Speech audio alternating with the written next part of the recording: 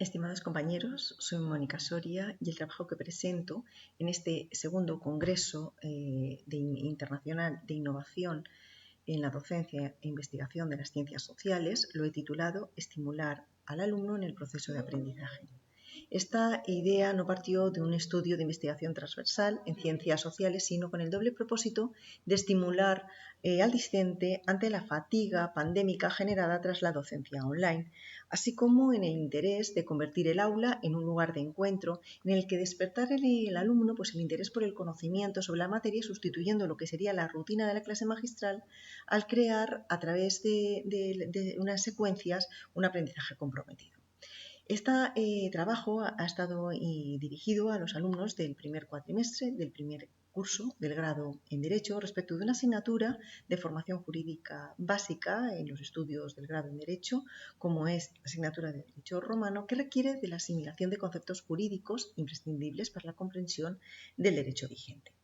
Sin perjuicio de ser este un congreso sobre innovación en la docencia y en la investigación, yo empezaré la exposición de mi trabajo volviendo al origen de los fines de la universidad, tomando para ello como punto de partida la célebre obra que en 1930 escribiera Ortega y Gasset bajo el título Misión de la Universidad, en la que el autor concretaba en tres los fines de la universidad: la transmisión de la cultura, lo que era la enseñanza de las profesiones y la investigación científica, y la educación de nuevos hombres de ciencia. Para ello consideraba ineludible volver del revés toda la universidad, es decir, reformarla partiendo del principio opuesto, en vez de enseñar lo que según un utópico deseo habría que enseñarse, hay que enseñar lo que se puede enseñar, es decir, lo que se puede aprender. Ha pasado casi un siglo desde su publicación y la expresión docencia centrada en el aprendizaje se ha convertido en un cliché respecto del cual se debe de profundizar a fin de estimular el aprendizaje activo en cada uno de los estudiantes y no limitarse a la función docente en el binomio educar o instruir, sino que se exige innovar en la transmisión del conocimiento a través de metodologías adaptadas a ese espacio-tiempo, donde el docente ha tenido que atraer el interés del alumno durante una docencia no presencial, pero recuperar el interés por el aula como lugar de transmisión de conocimiento en un contexto post-COVID, replanteando lo que es la rutina de la clase magistral y priorizando el aula como laboratorio, como observatorio, como seminario-taller, pues que combine esa función pasiva del docente en el que se limita a ser receptor del conocimiento con una labor activa por la que descubrir el interés por la materia. El estudiante del siglo XXI es un nativo digital, es un nativo que accede a la universidad sin haber conocido un mundo no digitalizado, una generación de estudiantes que adopta un lenguaje que facilita los entornos digitales, saltar de una información a otra para buscar una solución rápida y sencilla a través del uso de Internet, sin necesidad ni de asistir al aula ni preguntar en el aula. Así las cosas, y pese a que el término competencia digital es definida desde la perspectiva del alumno, como aquel conjunto de habilidades, de conocimientos y técnicas y actitudes que hacen los alumnos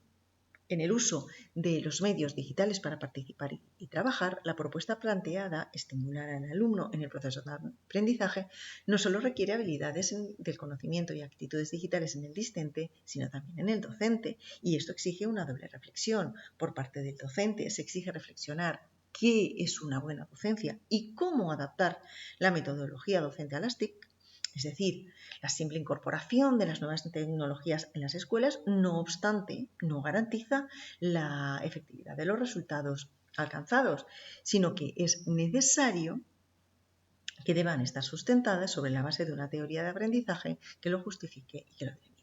Pero claro, también necesitamos la participación del estudiante, es decir, el discente se ha de plantear que es para él un buen aprendizaje activo y constructivo. Para ello, y sin perjuicio de que en el ámbito jurídico, la clase magistral debe ser una herramienta importante para la adquisición de un marco teórico necesario, este cambio de paradigma que requiere el espacio europeo de educación superior exige seleccionar, exige organizar y exige disponer de los contenidos, así como de un seguimiento cuidadoso y un seguimiento permanente, tanto del trabajo individual como del trabajo en grupo, bajo una planificación que sea detallada, que sea clara, pero también es muy importante que sea pública, es decir, se ha de descartar esa opacidad del modelo tradicional y ofrecer transparencia en la docencia, como una garantía de autonomía y confianza para el estudiante. Bien, respecto de los objetivos, teniendo en cuenta que la asignatura de Derecho Romano es una asignatura básica integrada dentro del Departamento de Derecho Privado y Disciplinas Jurídicas Básicas, nos exige volver de nuevo al origen y con él al principio de economía de la enseñanza planteado por Ortega y Gasset, donde el niño o el joven es un discípulo o es un aprendiz y esto quiere decir que no puede aprender todo lo que habría que enseñar.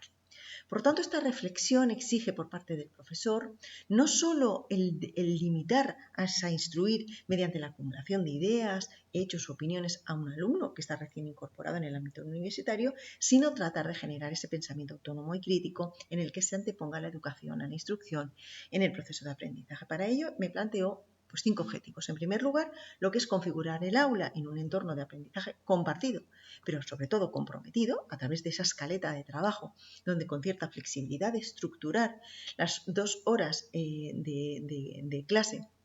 a través de lo que sería una bibliografía básica y complementaria y con estrategias de metacognición.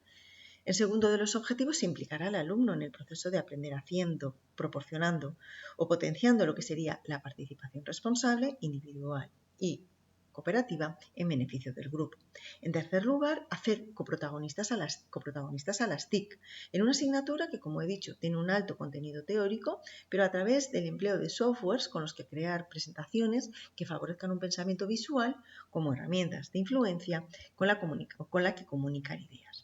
El cuarto de los objetivos es la generación de contenidos por parte del alumno y en quinto, la adquisición de competencias, las básicas, las generales y las específicas y las transversales mediante una reflexión individual, una actitud crítica y colaborativa. Respecto de las herramientas, pues el modelo proporcionado por la universidad como plataforma educativa a través de espacios educativos virtuales ha sido Blackboard Collaborate Ultra, una herramienta de e-learning que aporta una nueva experiencia de aprendizaje en un ambiente virtual, pero igualmente muy útil para la docencia presencial, al permitir al docente pues compartir el material de trabajo a través de la plataforma pues de una forma ordenada y con una antelación necesaria al comienzo de la asignatura, y ya debiese del discente el que se organice el trabajo autónomo a lo largo de las sesiones. El trabajo presentado, como he indicado anteriormente, no partió inicialmente de un estudio de investigación, sino con ese doble propósito pues, de sacar el discente de esa fatiga pandémica, así como el interés de convertir el aula en ese lugar de encuentro en el que despertar en el alumno el interés por el conocimiento sobre esta materia. A la vista del contenido de la materia, de las competencias requeridas y del discente destinatario, estructuré lo que es la docencia en torno a 3 preguntas. ¿Qué pretendo conseguir? ¿Qué recursos he de facilitar? ¿Y cómo voy a evidenciar los resultados? A título enunciativo, expongo la siguiente estructura secuencial, las herramientas metacognitivas y técnicas de aprendizaje cooperativo empleadas junto con la clase magistral. Al efecto, la primera sesión sirvió de tanteo y requirió estimular al alumno en valorar la importancia que tiene la asignatura y para ello algo tan sencillo como analizar los 2 términos que componen la expresión derecho romano, a fin de que a través de un pensamiento crítico poder aproximarles a darles la respuesta del por qué se estudia el derecho romano en el siglo XXI. Asimismo, para que constate como un simple graffiti, como la importancia del deporte como hecho social o el mero fast food, pues no es tan moderno como ellos consideran, sino que también se practicaba hace 14 siglos.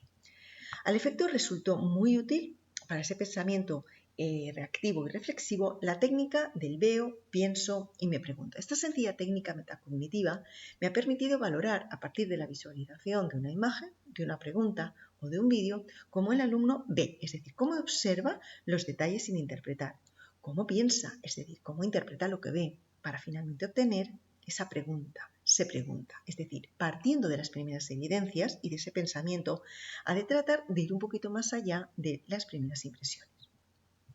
Es un reto en el proceso de aprendizaje el diseñar y el proponer modelos y estrategias constructivas en las que el alumno adopte ese rol activo con el que construir su conocimiento. Al efecto, ha resultado de gran utilidad estructurar las horas asignadas a la asignatura a través de una escaleta de tareas donde frente a esa metodología tradicional se plantean actividades de aprendizaje en las que el alumno aprende haciendo. A tal fin, y sin perjuicio de cierta flexibilidad siempre presente en el aula, las horas de la clase se estructuraron del siguiente modo.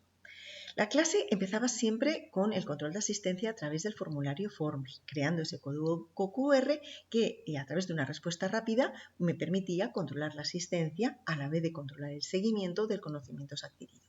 La realización de estas actividades no formaba parte de lo que era la calificación final, sino que tuvieron como finalidad pues, que el estudiante tomara conciencia de su proceso formativo. Esto simplemente en 10 minutos al comienzo de la clase. Los siguientes 10 minutos los destinaba a una pregunta abierta para fomentar ese pensamiento reactivo y reflexivo. He utilizado dos herramientas alternativas, o bien el veo, pienso, me pregunto, o también con mucha frecuencia la lluvia de ideas.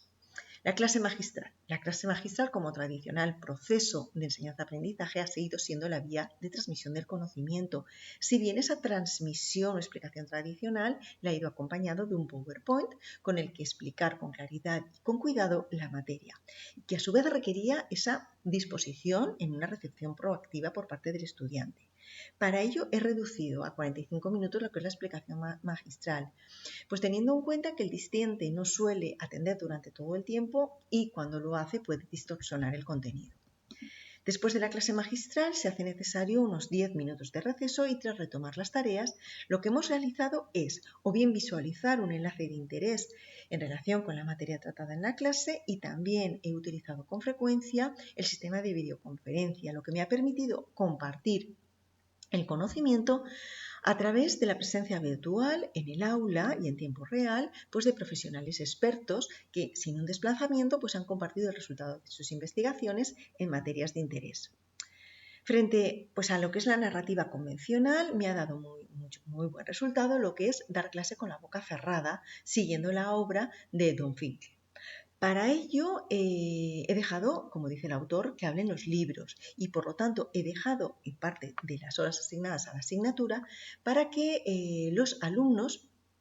puedan seleccionar los libros que consideren más útiles para el trabajo de síntesis que deben de realizar. Para ello les he permitido salir a la biblioteca, recoger la bibliografía que han considerado conveniente y posteriormente trabajar por grupos en el aula. El trabajo de síntesis que han de realizar los alumnos ha estado sujeto a la rúbrica o matriz que se ha elaborado por el docente previa a la consulta con el discente. Y esto me ha resultado de gran utilidad porque le permite al alumno, por un lado, ser consciente de la tarea esperada y le permite valorar su trabajo, pero a su vez al docente pues nos ha permitido valorar el trabajo con una cierta coherencia y una cierta objetividad para las calificaciones. El trabajo se expone en las últimas sesiones del calendario académico, pues para poder valorar las competencias transversales que han figurado en la rúbrica, como son ser capaz de interpretar los datos relevantes para elaborar una argumentación propia, así como para transmitir esa información, las ideas, los problemas y las soluciones. Los últimos 15 minutos de la sesión se han dedicado a la elaboración de un contenido por parte del alumno mediante la definición de unas palabras que han conformado el diccionario de la asignatura. Es decir, cada alumno ha debido de elegir una de las palabras que integran la parte del vocabulario del temario que el profesor ha compartido al principio del curso mediante un documento Word en la aplicación Teams. El trabajo autónomo del estudiante se ha visto completado a través de la tutoría académica, una tutoría en sus tres modalidades, es decir, tanto tutoría de docencia como tutoría de orientación académico-profesional, así como la tutoría de asesoramiento personal en este proceso de acompañamiento en el alumno. Finalmente, como conclusión, esa capacidad tanto del docente como del discente en desarrollar este trabajo de calidad comprometido y colaborativo en un contexto digitalizado y sobre todo post-COVID, pues no ha estado exento de dificultades. El docente ha incorporado metodologías en el aula, pero si se plantean desde una concepción puramente cuantitativa, pues el aprendizaje queda reducido a una concepción simplista. Por ello, en el proceso de aprendizaje hemos de incluir las actividades que resulten útiles. Esta planificación detallada y compartida con el discente al comienzo del curso ha tenido una valoración muy positiva por parte del discente, dado que le ha permitido tener una seguridad, una flexibilidad y una confianza y con ello esa necesaria autonomía, es decir, el interés por hacer las cosas por interés personal. Con esto doy por concluida mi intervención. Muchísimas gracias por su atención. Un saludo.